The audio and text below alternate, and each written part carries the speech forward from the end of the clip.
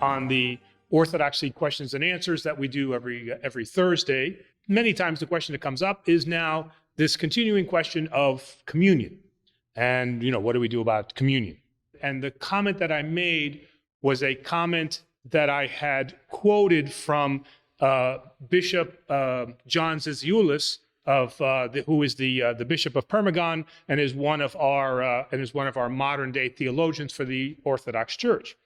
And in that, what he said, not directly related to communion, but he said, as a church, as the Orthodox Church, we are required now that we should pastor to those who are strong in their faith, to those who are weak in their faith. And so the question was asked, and on the show, so does not receiving communion make you weak in your faith? And so this question has to be answered. All right? So let's start off from the beginning. The beginning is that the Orthodox Church believes that Holy Communion is essential for salvation. There's no getting around that. This sacrament is part of salvation. So in that, we differ from the Protestant Church, because the Protestant Church generally speaking, does not believe that. But we do. So to say that communion is not essential is betraying the Orthodox faith. So we have to start from there.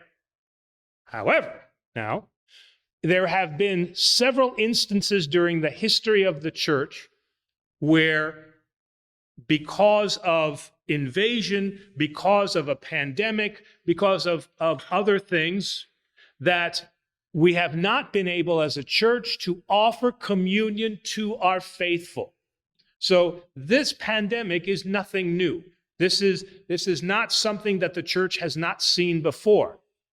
And the church has dealt with it. And the church has dealt with it in the same way that they are dealing with it now, is that we understand now that there are those who come and receive communion. And they expect that their church and their priests and their bishops will do whatever is necessary to make communion as safe as possible. And that's why we came up with the procedure that we have right here. And that has been supported by our Archbishop, Elpidophoros, and certainly our Bishop Nicholas, that we do everything that we can. That's why you're separated, that's why you're wearing masks, and that's why we have the little boiling station over there. Okay, now, it was Archbishop Elpidophoros that said, Holy Communion can never offer you any kind of disease, or you cannot become contaminated through it. But what he did say was that the method of the distribution of the communion could be problematic. And all of a sudden, there was a huge uproar. And what we are hearing now, some of those ultra-Orthodox voices are coming out and saying that if you do not receive communion, which is essential for salvation, then you are not an Orthodox Christian. And that is not true. That is not a true statement. Those who wish to receive communion expect that it will be offered in a safe manner. But nothing is 100%, so there is an element of faith that comes with that. Both Father Jerry and I receive communion at every single liturgy. So there's an element of faith that we have there too. And more importantly, we consume the gifts after everybody then has communed, as does every other priest in the archdiocese. Okay, so there is an element of faith. But as St. John Zizioulas, Bishop Zizioulas said, not everybody is at that point, and they have different levels of faith. And the church does not condemn that. Everybody must grow in their faith. If you think that you are pure in faith, then as St. John Climacus says, go back to the bottom of the ladder because you have now become prideful. And go back and start in humility. It is nobody's business who receives communion. That is between God and you. And if you feel that you want to come up and receive communion, then praise be to God for that. And if you feel that at this moment in time you are not ready to receive communion, then may you be granted God's strength that over time you will come back to the cup. You must come back to the cup at some point. And I know that that point will come. I'm not saying it's today. I'm not saying it's next month. We don't know when that's going to be. But we know that we will come back. The church has always come back to that point. So I want to put an end to any discussion that now judges a person based on their willingness to receive communion. Because each person now is at a different spiritual point than other people. And again, communion is a very, very private thing.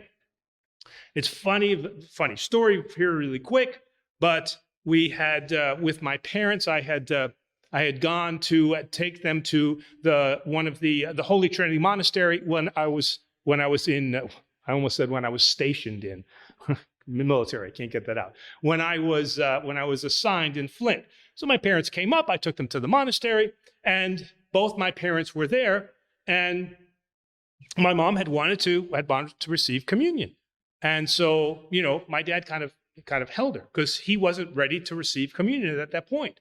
So anyway, I said, Mom, if you want to go up for communion, go up for communion. So she did. So then afterwards, we had this big discussion in the car between the Greek father and the Greek son. And his point was, that as husband and wife, we do this together. I know they're watching, so I'm going to be in trouble next week when I go down there. So I'm already in trouble. But what?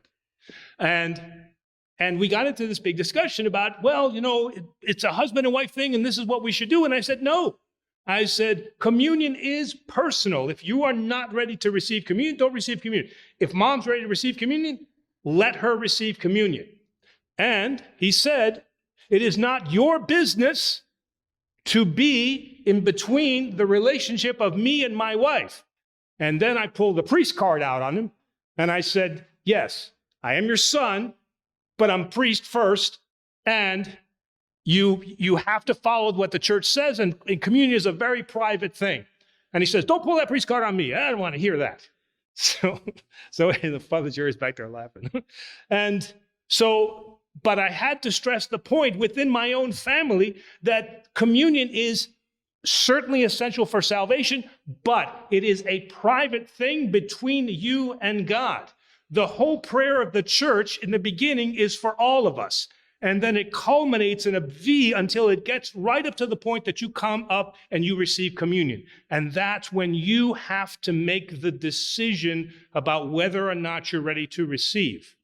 And again, I want to stress the fact that this is not a question of strength or weakness in the faith so much, but it is a question now of, am I confident in what I am, in what the church has done, and do I feel secure in that? And different people are going to feel differently about that. So I thought that it's most appropriate for me to offer these words again to be clear on this, and so that when just before or as I'm bringing out communion, you all then can make that decision. But make no mistake, communion in the Orthodox Church is essential for salvation. And at some point in time, you will return to the cup and you will receive communion. The church has gone through this before, so it's nothing new then to us and to our Orthodox faith.